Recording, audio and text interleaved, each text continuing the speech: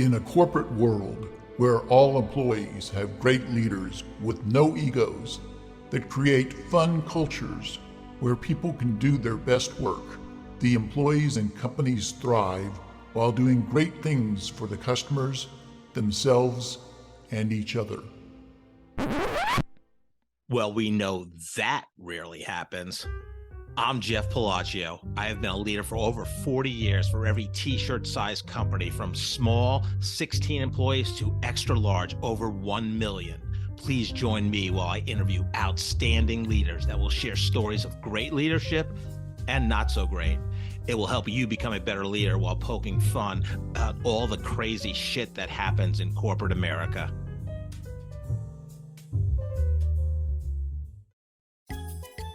Your financial future begins with a simple question: where do you want to be? At Searcy Financial, we help successful individuals and families through our mission to simplify your financial journey, empowering you to enjoy life and wealth on your terms. The question sparks a conversation that goes beyond numbers, helping us to understand what truly matters to you and the kind of financial plan that aligns with your life goals. It also allows us to identify potential challenges and opportunities so we can proactively address them. The outcome is a plan that empowers you to acquire, growth, and preserve your wealth. If you would like to sign up to be notified of updates on Marc's One for All book, including the release date, or to sign up for the Searcy Financial Wealth Matters email newsletter, use the links in the episode description. Welcome to a special edition of the Corporate Couch. These episodes will be more of a love seat that focuses on one topic and will run 15 to 30 minutes. For each special edition episode, you will hear from one or more outstanding leaders sharing their expertise on the most important challenges in corporate America today. Another special edition of It's 5 o'clock Somewhere with Marc Shaffer. Marc, welcome for our 5th episode. It's hard to believe. Time's flying. You have this much fun wearing Hawaiian shirts. I know. I went with my t-shirt look. You know, summer. We're recording 3 days after the birthday of the United States of America here on July 7th. So let's start with that. How many hot dogs did you eat? I ate more hot dogs than my 3-year-old son, so I was a winner there. And that's all of one. But just barely, probably. Yeah. If he would eat something we'd make, it would be really good. Kids. But I will tell you, this is the first year that he loved fireworks. He can't wait for 4th of July next year. He might have a new favorite holiday. Not scared. Matter of fact, he asked for more, and Bridget works over in the Missouri side, so she brought fireworks home, and she's the winner again. If there's a competition between mom and dad, she does everything right. There you go. But I helped shoot them off, and it was good, and it was fun. Yeah, that's always fun. We were down on a lake in beautiful Shell Knob, Missouri, off Table Rock Lake, and our neighbors, I swear, they spent 15 to 20 grand easily for this. It was like 35 minutes. And it was incredible. So they're out there actually shooting them off too, or are they the electronic one where they just have a series of things that keep going? No, I don't think it was electronic. I think they were manually. It was literally. They're competing with the Royals Firework Fridays, is what you're saying. Yeah. I mean, it was spectacular. Although I've been a dog owner for a while now, since 2009, and. If you're not a dog owner, you love fireworks, think they're cool. But when you're a dog owner, if your dog does not like fireworks, it's not good. But Jeter, named for the Yankee shortstop Derek Jeter, I've heard of him. Our dog, he's pretty good with them. I hold his ears like I think there's some big stuff coming, like the grand finale. But he does pretty good. So no pooping or peeing at the fireworks. Then ground's clean. Yeah. So why don't we, Marc, what about your book? It's got to be close to publish date, so give the audience an update. August is on the table for having a copy in hand. So this is kind of a prequel to what we will be talking about on our 6th episodes. Will be all about the book and the breakdown of the process and chapters with kind of the way that I've continued to develop relationships for, I call it paying it forward. The book's called One for All and Helping Everybody. So it's next episode, we should have a book in hand. So I'll be happy to talk a lot about it by then.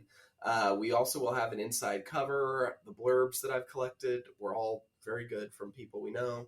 And then a back cover is being designed now. So kind of the fun work that's hands off. I just give ideas and then they have people work on it. It's been pretty good. And when I say people, Streamline Books is the company that we've worked with to bring this to life. And I'm glad to almost be on the other end of it and then do a little bit more talking about it. Yeah, very cool. When you told me the name of the book, One for All, I went immediately to Amazon and searched on that title because I'm like, it's got to be taken. It's got to be some. And I was just shocked because I love the title. I think it's so good. Mm-hmm. Yeah. Yeah, it's been switched a couple times. There's some funny stories behind that. And I don't know, when I was in high school, wasn't there a band called One for All for One? It was a boy band. When I was in high school, it was all the boy bands. That was just another set of boy bands. Boys to Men, went to NSYNC, went to Backstreet Boys, and All for One, I think, is the name of the band. Maybe we can make the intro and exit music All for One. Just there you go. When the book comes out, we'll do a special one. Put it all together for branding. Yeah, there you go. There you go. Any other books you've been reading besides proofreading yours? I am continuing to read on Giftology, the second book. I think I've talked about it before. And I don't know if I've shared this story on this podcast before, but the author of the initial Giftology book, which is 10 plus years old, passed away. Have you heard this story? No, I'm not even familiar with the Giftology book, actually. His name's John Ruhlin, and he wrote a book called Giftology.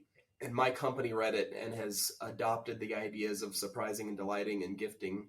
And he teaches it in a very systematic way. Like everything that I kind of like to do, there's a process to it. Keeping it genuine is the trick. But he passed away in the last year as a 44-year-old with two daughters. I think they're 13 and 11. And here I am, I'm at Pilgrim Coffee, and Dan Vile, I think you know Dan, right? Dan. He goes, I know you subscribe to it. I know that you know that he passed away. I want to connect you to John's best friend, and it's a guy that owns a marketing firm in LA. Had a conversation with him, met with him on Zoom, and I am sending his family a gift package in September in memory of John. And so all of his not all of them, his best friend organized this for him, that every month for the rest of his kids and his daughter's lives, he wants them to be surprised and delighted and reminded of their dad. So I don't know when I'm going to send him, but I'm sending that in September, and it's kind of an interesting thing. And I didn't know him, but certainly the impact of what he's had. And this is, the power of books. Yeah. You follow a methodology and a process and culture, and it kind of has an impact beyond what the person writing it was meant for. So that's a scary story, because I turn 44 next year, and I don't have teenage. He has two daughters, so I know their ages of if I want to tailor the gift to them. A lot of people from around the country are doing like Kansas City based kind of surprise. What's a taste of Kansas City? Right. So my team is helping me come up with good ideas. But great book. If you've never read it, it's just great ideas for doing well by people to help them in surprises. Yeah, love that. I recently read What You're Made For by George Raveling, and co-author was Ryan Holiday. I think you're familiar with his work. Yeah. George Raveling, Are you familiar with him? Not as much, no. He was the second Black player on a Villanova basketball team. Went on to coach. He was the first Black coach at Washington State in the Pac-8 or whatever they were at that time. Mm-hmm. And then he coached Iowa, maybe even USC. I can't remember.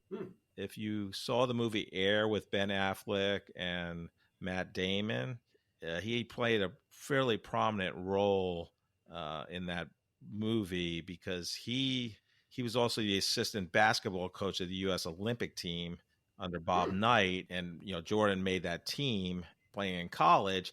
George Raveling became a mentor of Jordan and told him, basically was the one to convince Jordan to sign with Nike, not Adidas. He wanted to sign with Adidas, and Raveling had some kind of relationship with Nike, and the rest is history, because he was the first player to have a shoe designated for him with his name, Air Jordan, which is still popular today, and he gets a certain percentage of the annual sales, which turned out to be a very cool thing. makes you wonder if he would have gone with Adidas, what everything would look like. Right, exactly. Now. But it was funny because Jordan, when they went to him about the movie for the rights to tell the story, Jordan had two requests or demands, else he wouldn't agree. He said, the famous black actress, her name's escaping me now, had to play his mom, and then George Raveling had to have a big part in the movie, and he did. I can't remember who played him. The book is about powerful life lessons from my career in sports is the subtitle. And what I love about George Raveling, he just turned 88. So he wrote the book, I'll say, when he was 86-ish, 87. But it's kind of a book that you would write when you're that age. It's all about life lessons and lifelong learning and giving. So, when you're on your, whatever 10th book, when you're 86, you can. There's some wisdom you don't get until you're certain ages. Exactly. Yeah. The person that reminds me of is a local person that's since passed away, but Ramon Corrales. Oh yeah. Did you remember Ramon? Oh yeah. He was. He's come up a lot lately because I joined the Breakfast Club that he was a part of after he had since passed. So I'm hearing his name. It's probably been a year or two, whatever it is. It's about a year and a half. I think it was February of 24. I went to the service. I had met with him, a handful of times, one-on-one, and he was a gift. You were in the presence of some person that had just an aura and a wisdom about him, for sure. And gave him 100% attention to what was in front of him, which I don't know if that's a generational thing, but young people, including myself, I'm talking even younger people, even worse than me, the attention span isn't very long, but Ramon had a way of being with you, which is important for advice giving, mentorship, and giving wisdom. So he's a good guy. I haven't thought about him in a while, but the few people I've met with from Howie Fleischer's Breakfast Club have brought him up. And so his legend lives on. He's a good guy. Yeah, absolutely. Any new people in your life that you've met in terms of connecting, and any shout outs you want to give? And I'll give a shout out to a guy that I've met because he's done a good job in trying to earn business, and I haven't introduced him to you yet, but his name's Joel Crampton, I think is how you say his name. But he he is a fractional chief marketing officer, and he's doing it specific to people in the financial services industry. Oh, nice. And I have just like the fact that he's working to earn business. I said, I just want to learn your process. You can come in and ask questions. And then I do my normal follow-up. We have ongoing dialogue, and he's offering good suggestions and spending time giving me advice before I hire him, which is the way that I like to earn business too. So I say all that because he's catching things in marketing that myself and Callie haven't been. Not that we're lazy or not doing it, but he's sometimes slowing down enough to catch the small things. So the broken links here and there are not important, but they are important.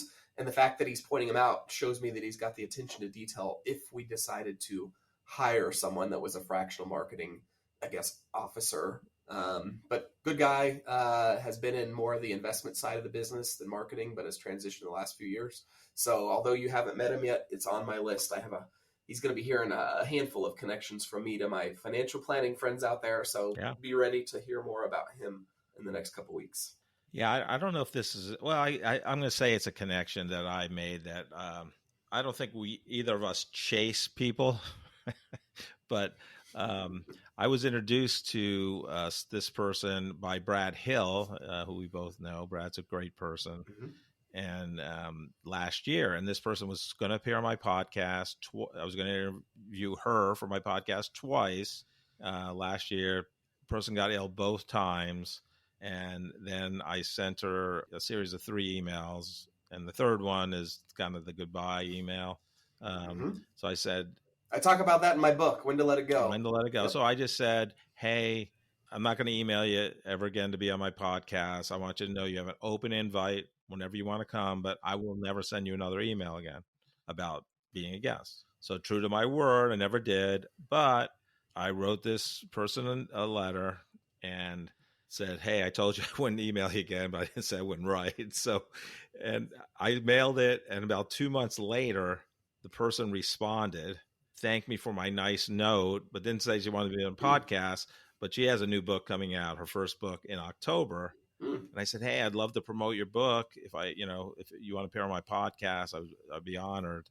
And we did the interview 2 weeks ago. It's Gary Vaynerchuk of VaynerX, number 2 in charge, Chief Heart Officer, Claude Silver. So that was a big deal for me.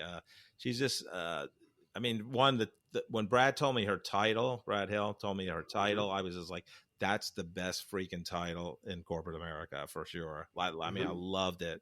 And then I started following her. I'm on her weekly, email newsletter, and follow her on Instagram, LinkedIn. And she's just a really, she's transparent, but what she does and how to improve and the culture. And I fell in love with her in terms of, what she does and things like that. So we had a fantastic conversation. I told her I would publish it close to her publication date. So. Is she here? No, she's in Kansas New York City. Yeah. Oh wow. Yeah. That's fun. It makes it a small world. Yeah. But like Brad Hill knew her from somewhere. Yep. As you know, putting content out there and connecting people has an interesting way of creating opportunities. Yeah. Yeah. No, like I said, I was so honored, and I thought we had really a fantastic conversation, and her book's going to be fantastic also. So it's going to be fun. I'll look for that one. I had someone comment on a LinkedIn page of what Nick Giuliani posted about me, and the guy sent me a message, love to catch up. Ends up, he lives in Alabama. So similar story, no connection, but have a Zoom meeting. He works for PBS and is looking to bring a show to Kansas City about the community. And because of the involvement, because positive comments of Nick Giuliani that he's so good at in his shout out series, there's the possibility of being engaged and connecting this guy that I don't know to great people in Kansas City to make a show about how the community comes together here. So it's all random, but one way or another, it comes back up. And I think I emailed you about a woman I got connected to today from Katie Irvin introduced us to Shanna. I can't say her last name. Adamic. Yeah, something like that. And she works for Oracle, so I don't know her that well, but it's odd because you can feel like you know them from the social media posts and the way that they stay engaged on this platform happens to be LinkedIn, so it's mostly business and for promoting her book. So I'm hopeful that her and I can connect, and that's a local person, but you can do it anywhere in the country because these platforms make it easy to do. Yeah, 100%. Any charity events or other fun trips coming up for you, Mark? Yeah, the Art That Blows is this Friday. So that is for a charity that started out really small, probably 10 years ago, called Band of Angels. And if you haven't been to it, Mike Meyer is very engaged with Meyer Music, and Meyer Music has a few locations in town. But for those that don't know, instruments that can't be fixed up and given to families that otherwise might not be able to afford them are turned into art for Art That Blows and get auctioned off. Although I've never bought the art there, I go there, and as the headline of the event would say, it's the best party in the Crossroads, best summer party in the Crossroads, rooftop party. It is at the Abbott, which is right down there in East Crossroads. I've been for every year since that event started. And this year, my best friend Derek Miller is a rock star, which is like an ambassador for the event in terms of dressing up like a rock star, taking a photo shoot. And man, he looks like a real rock star.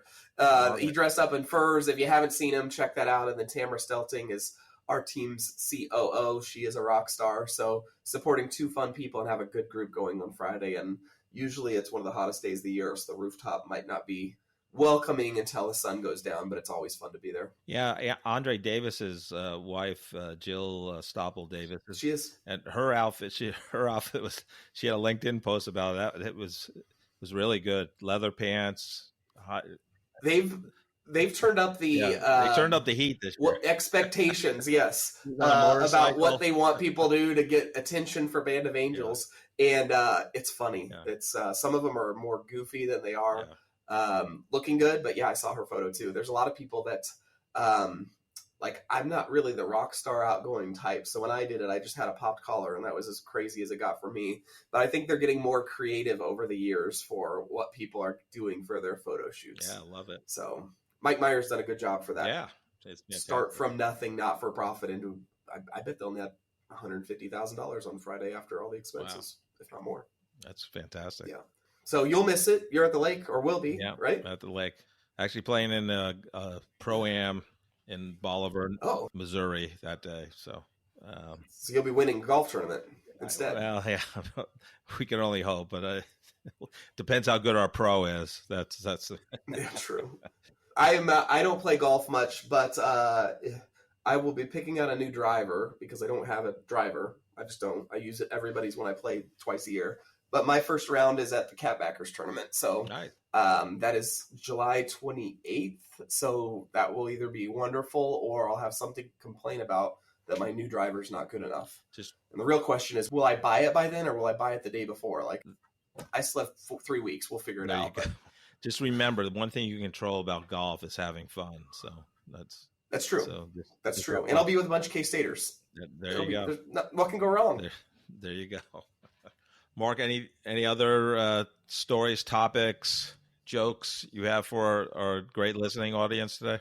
I'll come more prepared for the joke next time. I've got a good one, but I don't want to mess it up. No, we're already halfway through the year, which is crazy to me. It's been a good year in business, been a good year personally. No crazy changes in my life. No, a book is a good thing, but no third kid. It's nice to just be in coast mode. Yeah. And my dream of the day where I'm not wiping butts and changing diapers. So far we're heading in that direction. But life is good, and I'm hopeful that the second half continues with the same momentum, which is good. Yeah. Well, I'm going to end, as you know, and a lot of my friends and listeners know, I'm a big Seth Godin fan. So, I have his Tearaway yearly calendar for 2025. So he has a saying on each one. So this was July 3rd, but I thought I'd save it for this episode since we're recording today. But it says, "Stop working on your elevator pitch. No one ever bought anything on an elevator." So there you go. From Seth. It's a fact. And when was the last time you were on an elevator? That's right, because I always take the stairs. Or that. Yes, the only time I take the elevator, this fun story, then we'll go, is if my 3-year-old comes to the office with me. It's a game. We got to go up and down. Yeah. It adds another 20 minutes to the office visit, and he gets lost. But that's the only time I've been on an elevator. That's for the greater good, though, so that's good. Yes. Yeah, yes. All right, Mark. We'll see you. We'll see you before we record the next month's episode. But thanks again for partnering. Enjoy the rest of your day. Cheers. Thanks, Jeff. Bye. Thank you for listening to this special edition of The Corporate Couch. If you enjoyed the episode, I would love for you to take 2 minutes out of your day to rate us 5 stars and write a review. Please join me weekly where I interview great leaders that share their career journey and their leadership wisdom.